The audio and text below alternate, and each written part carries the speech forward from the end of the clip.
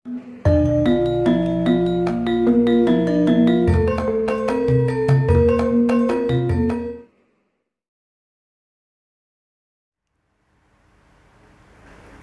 Ruang Diri, tema kita kali ini adalah apakah Tuhan mengabulkan doa kita?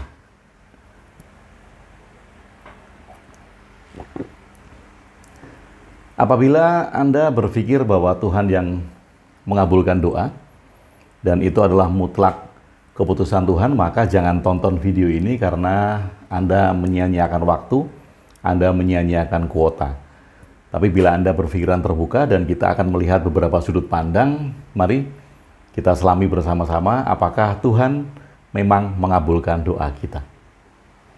Sahabat, banyak sekali orang berdoa. Sekarang kita berpikir definisi doa itu adalah seperti kebanyakan yang dilakukan oleh orang-orang. Pada saat beribadah, pada saat dia merasakan sesuatu yang membutuhkan pertolongan, ingin bahwa keinginannya terkabul dan mereka kemudian berdoa. Berdoa adalah meminta, setidaknya begitu definisi kebanyakan masyarakat kita.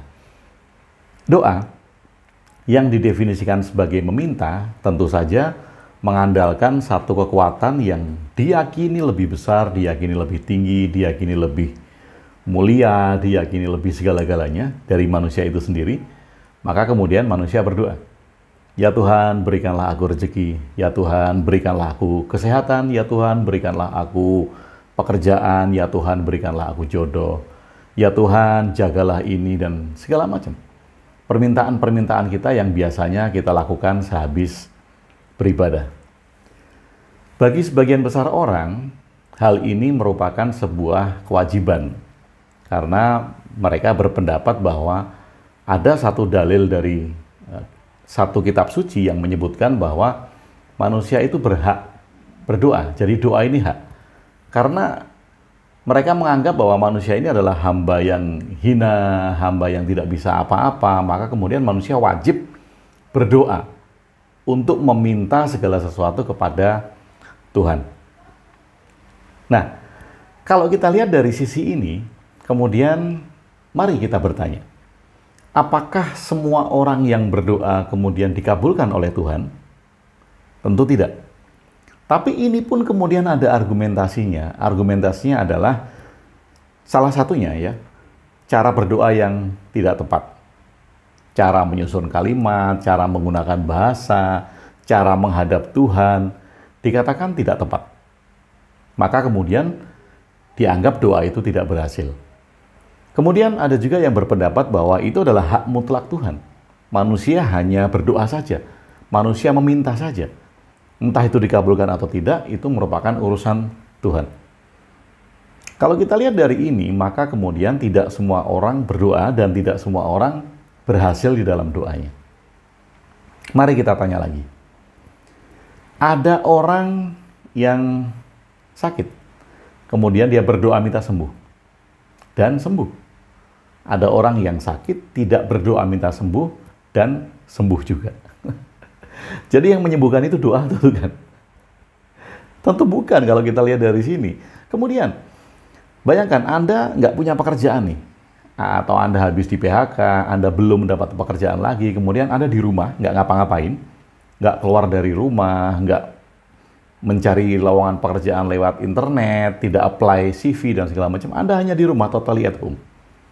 Anda hanya di rumah, kemudian berdoa setiap hari, ya Tuhan berikanlah aku pekerjaan, ya Tuhan berikanlah aku pekerjaan, ya Tuhan berikanlah aku pekerjaan. Kira-kira Tuhan mengabulkan doa Anda untuk meminta pekerjaan tidak? Nah, kemudian kita bandingkan, ada orang yang tidak berdoa, tetapi setiap hari dia keluar membawa CV, lamaran kerja, lamaran kerja, lamaran kerja. Kemungkinannya yang akan mendapat pekerjaan yang mana?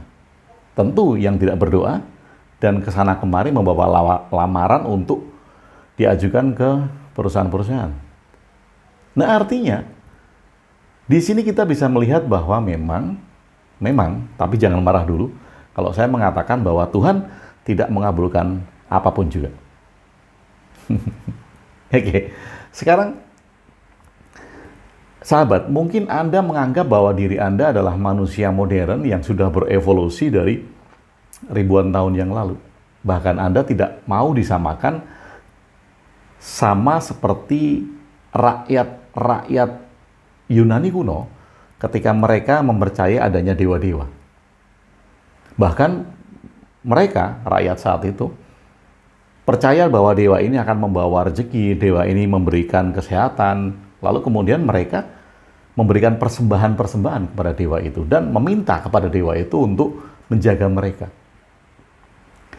Kalau sekarang kita masih melakukan doa dengan definisi seperti itu, seperti masyarakat Yunani kuno yang percaya dengan dewa-dewa, memberikan persembahan, mengharapkan dari dewa itu, lalu apa bedanya kita dengan masyarakat Yunani kuno? Apa bedanya?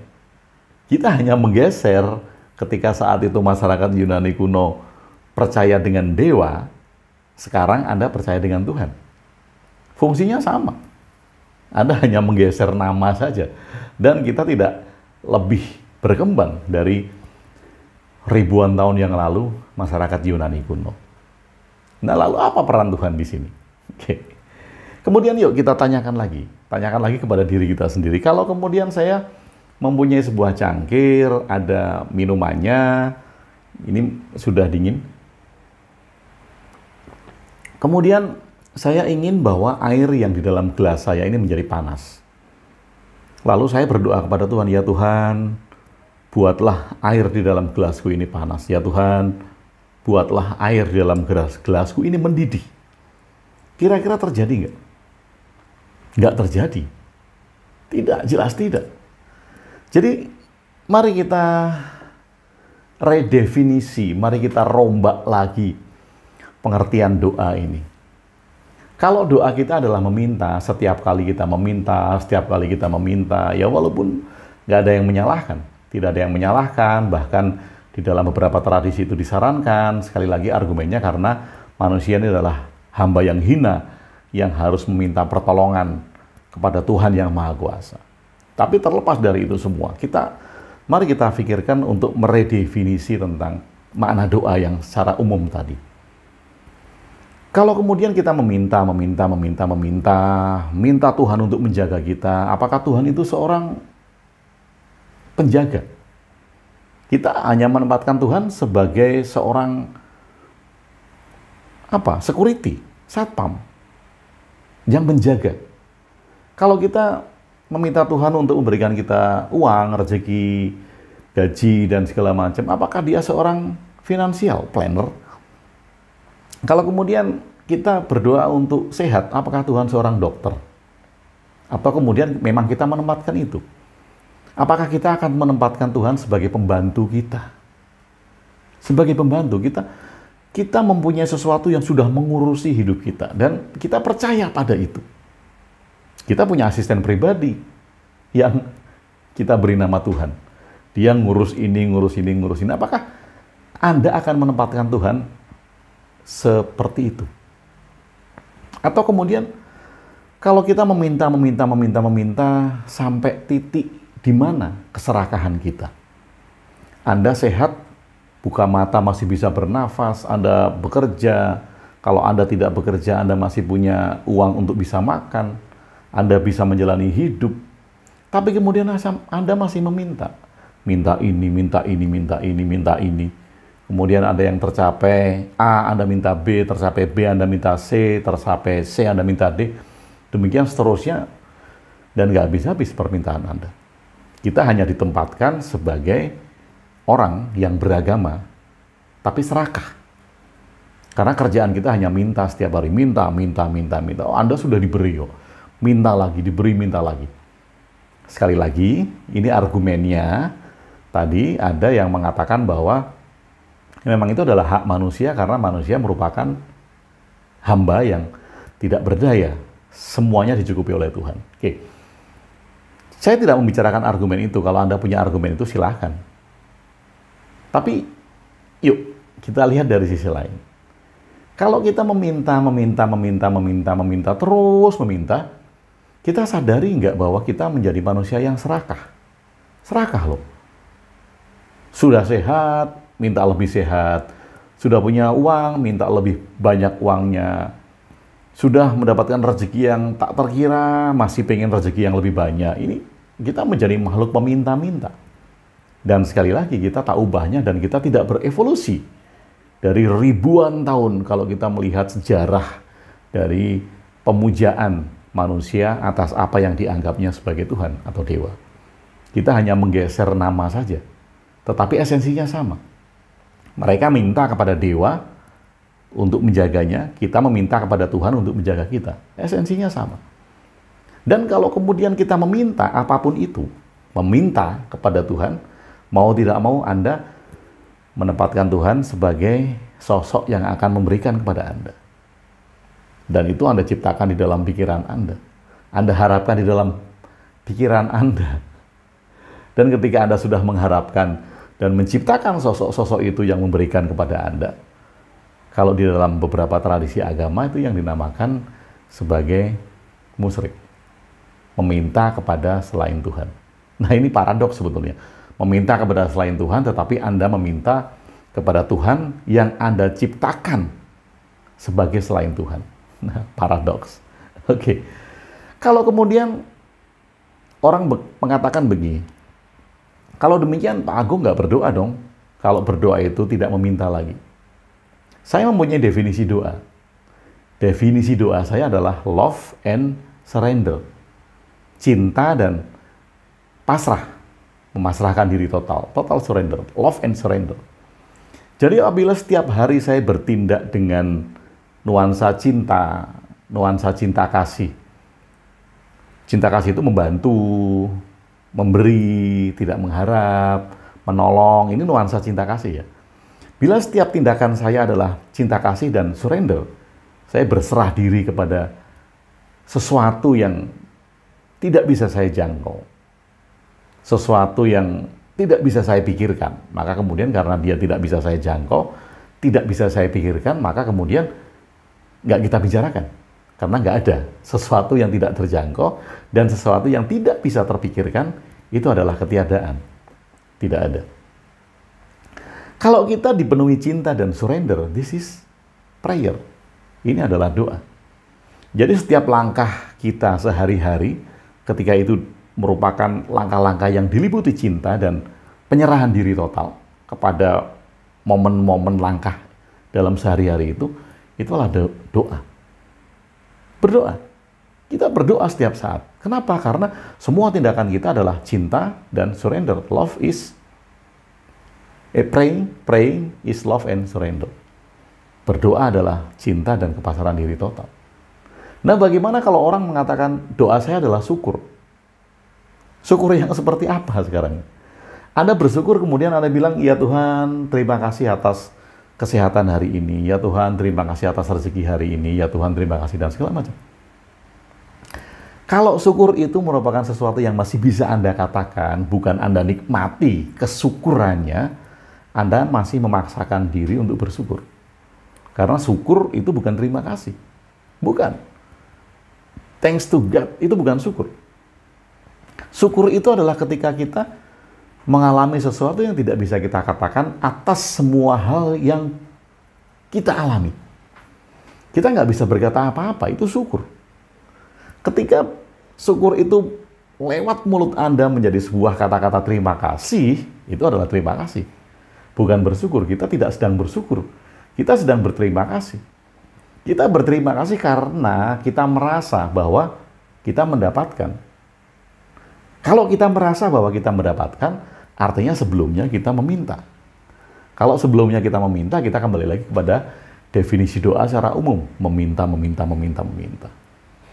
Oke, kembali lagi tadi. Kalau saya tidak bisa berdoa kepada Tuhan bahwa air yang di dalam cangkir ini panas, artinya Tuhan tidak bisa membuat air ini menjadi panas.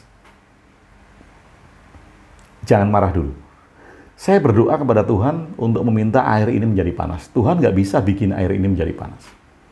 Tetapi apakah berarti bahwa Tuhan tidak bisa membuat air ini panas? Kalau sekarang kita berpikir bahwa Tuhan adalah konspirasi yang mungkin. Oke. Tuhan adalah konspirasi yang mungkin. Tentu saja Tuhan bisa membuat air di dalam cangkir ini menjadi panas. Sekali lagi, Tuhan adalah konspirasi yang mungkin. Bagaimana maksudnya? Saya melihat konspirasi yang mungkin untuk membuat air ini menjadi panas. 1, saya harus berkonspirasi dengan kompor. 2, saya harus berkonspirasi dengan gas. 3, saya harus berkonspirasi dengan korek api.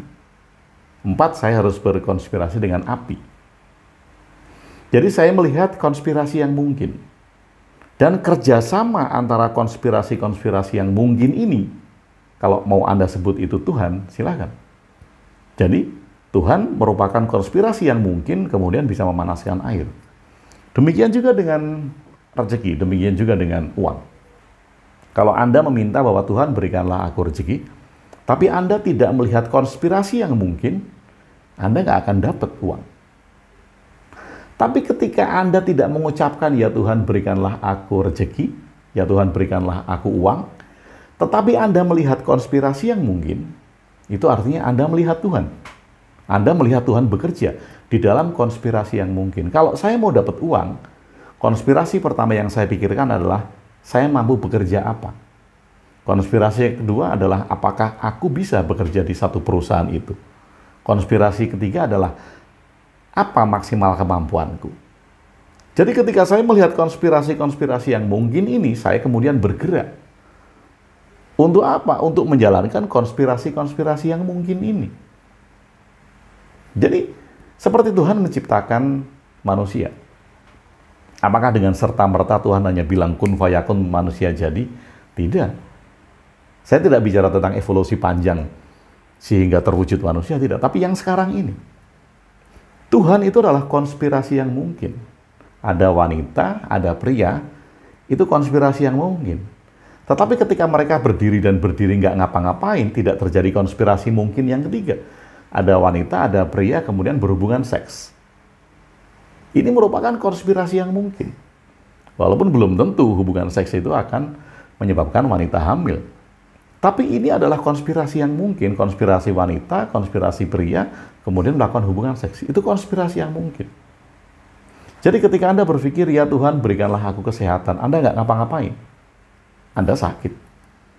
Tapi ketika kita tahu bahwa Tuhan adalah konspirasi yang mungkin, untuk membuat kita sehat, untuk meminta kita sehat, Anda akan melakukan dan melihat dulu konspirasi yang mungkin. Oh iya, saya olahraga. Oke, itu konspirasi yang mungkin. Kemudian teratur, konspirasi yang mungkin. Makan makanan yang sehat, konspirasi yang mungkin. Berpikir yang sehat, tidur yang sehat, itu konspirasi yang mungkin. Jadi, kalau kita bicara dan melihat bahwa Tuhan adalah konspirasi yang mungkin, yang memungkinkan segala sesuatunya, atau hal-hal yang kita lihat untuk berkonspirasi mewujudkan apa yang kita lihat, artinya Tuhan yang nggak ngapa-ngapain, yang tidak kita definisikan sebagai konspirasi yang mungkin tadi, nggak bisa berbuat apa-apa.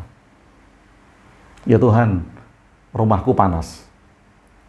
Buat rumahku menjadi sejuk. Apakah kemudian ada keajaiban? Tiba-tiba rumah menjadi sejuk, sementara suhu di luar adalah 35 derajat Celcius. Nggak mungkin kan? Mau bicara apapun, itu nggak akan mungkin terjadi. Tetapi ketika kita melihat konspirasi yang mungkin, konspirasi pertama, kita punya uang tidak. Oh, kita punya uang. Konspirasi kedua, kita beli AC. Konspirasi ketiga, listrik kita cukup nggak untuk menjalankan AC. Ini kan konspirasi-konspirasi yang mungkin. Ketika kita melihat itu, melihat konspirasi-konspirasi yang mungkin, kemudian kita bisa menjalankan konspirasi itu yang disebut bagi masyarakat atau bagi orang-orang tertentu mengatakan bahwa ketika Anda mempunyai keinginan yang sangat, alam semesta akan berkonspirasi untuk mewujudkan keinginan Anda. Tetapi tentu saja ini tidak tiba-tiba karena kita harus melakukan sesuatu. Kita harus take action untuk itu. Jadi apakah Tuhan mengabulkan doa kita? Sekali lagi, apakah Tuhan mengabulkan doa kita? Kalau kita mendefinisikan Tuhan sebagai sosok yang tiba-tiba bisa mengabulkan, tentu saja tidak. Dan Tuhan tidak bisa berbuat apa-apa terhadap doa kita. Tapi bila Anda berpikir bahwa Tuhan adalah konspirasi yang mungkin, dan Anda tahu konspirasi apa saja yang bisa mewujudkan apa yang Anda inginkan untuk diwujudkan, itu menjadi mungkin. Karena Anda tahu peluangnya, konspirasi-konspirasi yang harus dijalankan. Jadi bagaimana? Kalau saya memilih tidak berdoa kepada Tuhan untuk membuat panas cangkir ini. Kalau saya mau membuat panas air di dalam cangkir ini, saya tinggal pergi ke kompor di dapur, saya nyalakan kompor, saya taruh panci di atasnya untuk memasak air ini. Sahabat Ruang Duri, terima kasih sudah bersama saya Agung WB. Salam cinta dan bahagia.